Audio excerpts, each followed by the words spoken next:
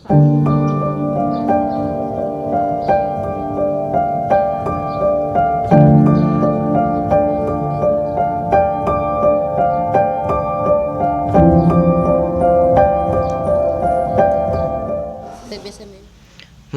gizi dan kesehatan bukan lagi menjadi masalah yang tidak patut diperhitungkan. Akan tetapi, masalah gizi dan kesehatan merupakan masalah fundamental yang harus segera dimusnahkan.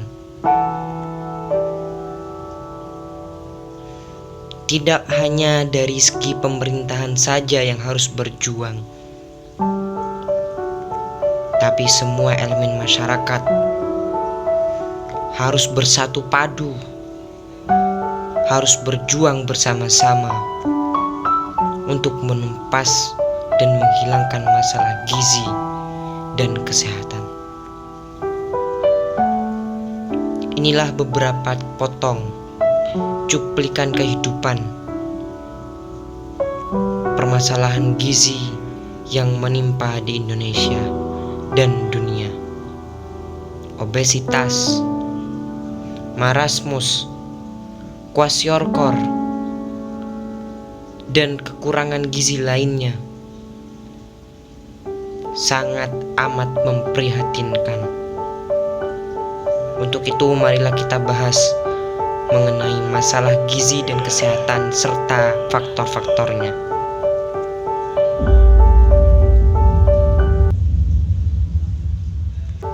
Maka dibutuhkan pemateri, yang mana pemateri pertama kita adalah Nabila Ayunani.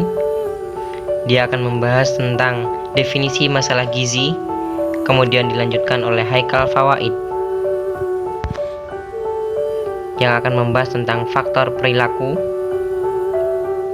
nanti dampaknya terhadap permasalahan gizi serta kesehatan. Kemudian dilanjutkan dengan Inayah Nisa yang akan membahas tentang faktor sosial budaya yang dampaknya juga akan dirasakan pada permasalahan kesehatan serta permasalahan gizi.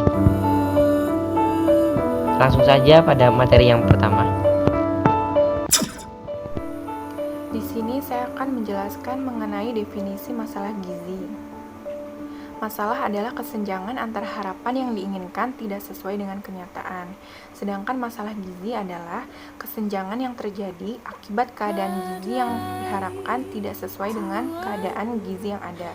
Contohnya adalah seseorang yang ingin memiliki berat badan ideal, namun nyatanya dia memiliki berat badan berlebih. Nah, berarti itu kan keadaan gizi yang diharapkan tidak sesuai dengan keadaan gizi yang ada.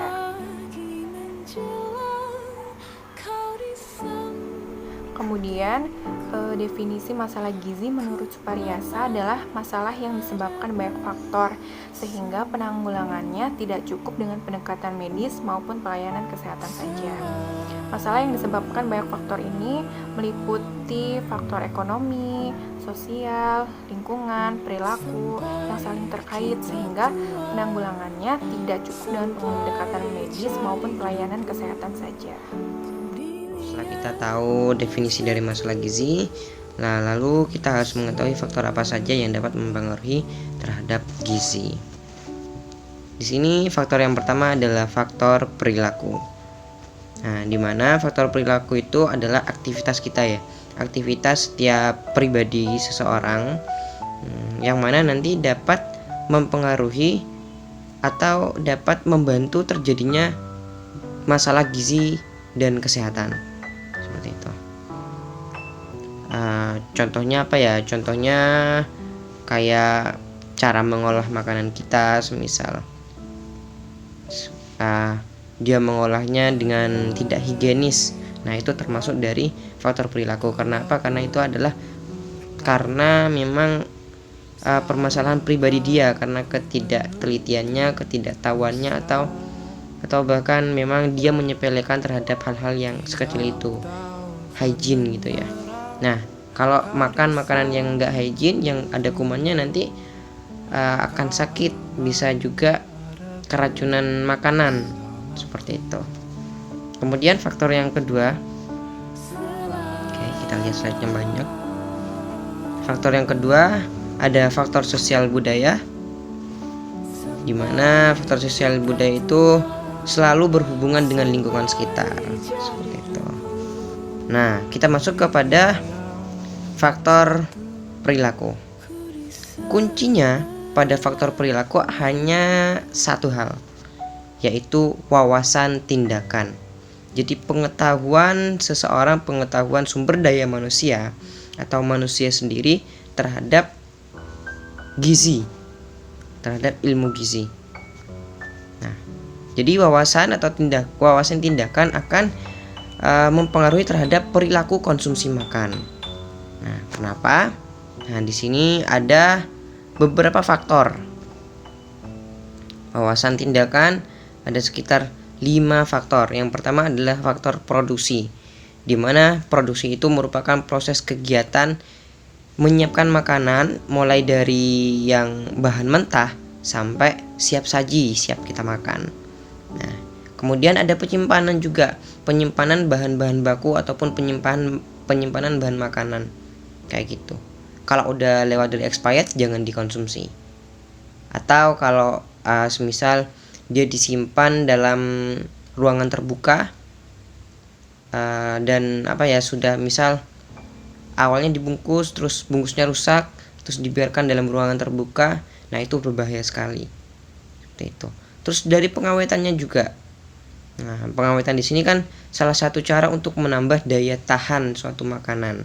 Akan tetapi jangan lupa jangan sampai mempengaruhi terhadap zat-zat gizi yang ada di dalam makanannya.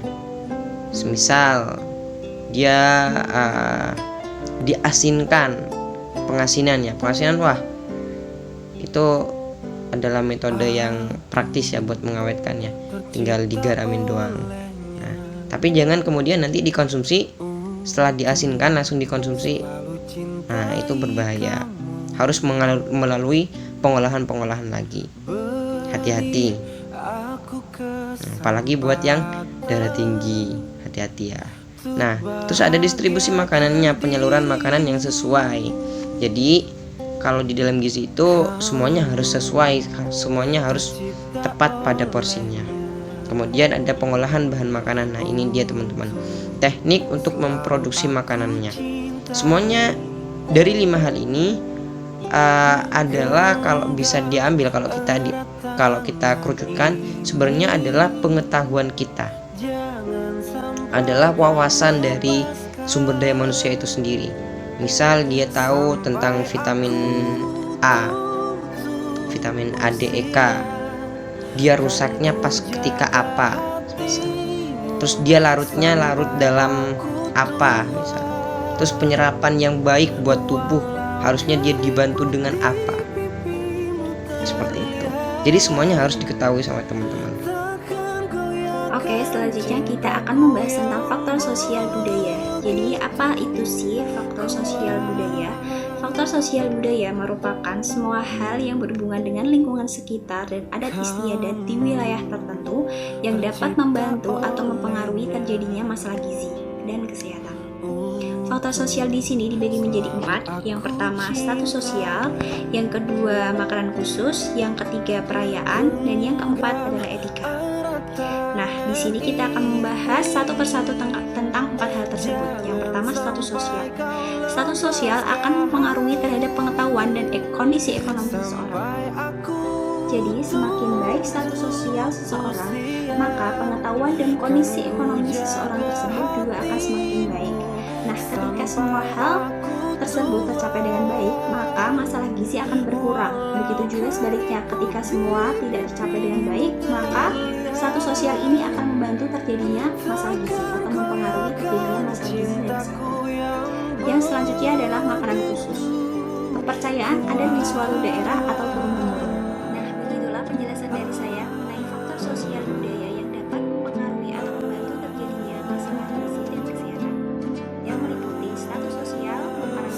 perayaan, dan etika. Baik, terima kasih kepada teman-teman semua yang telah mengikuti video dari awal sampai akhir. Kami dari kelompok 3 mengucapkan mohon maaf yang sebesar-besarnya jika ada salah kata dari kami. Nah, kami akan membuka sesi pertanyaan dan jawab di dalam diskusi mata kuliah pendidikan gizi.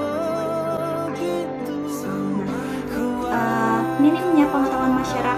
gizi membuat mereka terlalu mudah percaya dengan hal-hal yang tidak masuk akal atau mitos-mitos yang masih beredar di masyarakat tersebut. Seperti contohnya, kalau ibu hamil gak boleh makan ikan, nanti anaknya bau amis.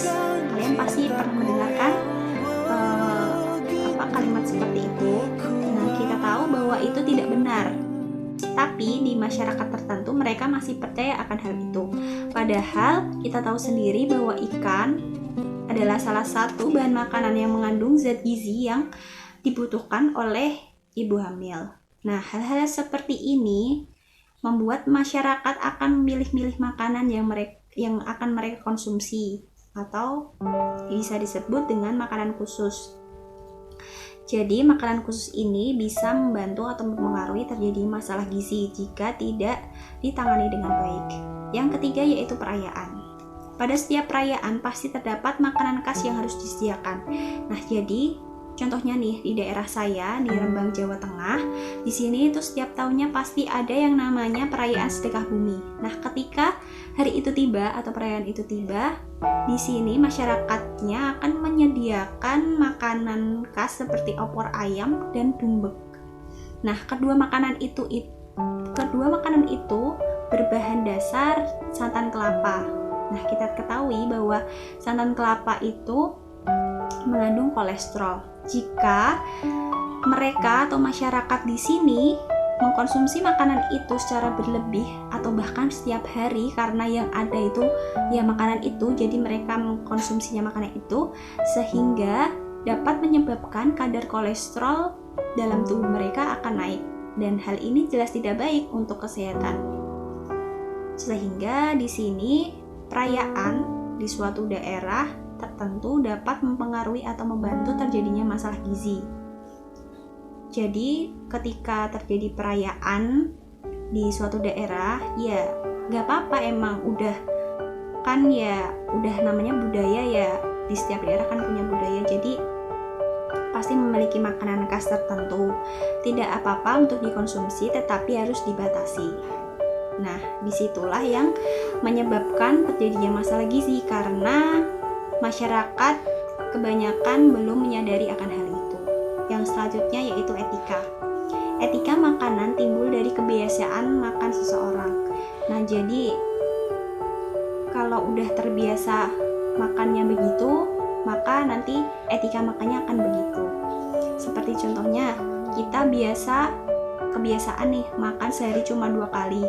Nanti etika makan kita juga akan begitu, sehari cuma 2 kali. Padahal hal itu tidak benar, karena kita seharusnya makan sehari 3 kali. Atau seperti seumpama kita kebiasaan nih makan di atas jam 9 malam. Kalau nggak makan jam segitu belum enak aja gitu, kalau nggak nanti masih lapar di jam segitu. Nah, itu merupakan kebiasaan makan yang tidak baik sehingga akan mempengaruhi etika makan kita. Nah, ketika etika makan kita tidak... Nah, begitulah penjelasan dari saya mengenai faktor sosial budaya yang dapat mempengaruhi atau membantu terjadinya masalah gizi dan kesehatan, yang meliputi status sosial, makanan khusus, perayaan, dan etika. Baik, terima kasih kepada teman-teman semua yang telah menyimak video ini dari awal sampai akhir. Kami dari kelompok 3 mengucapkan mohon maafnya sebesar-besarnya jika ada salah kata dari kami. Nah, kami akan membuka sesi pertanyaan atau tanya jawab di dalam diskusi mata kuliah pendidikan gizi pada hari Senin. Terima kasih. Wassalamualaikum warahmatullahi wabarakatuh.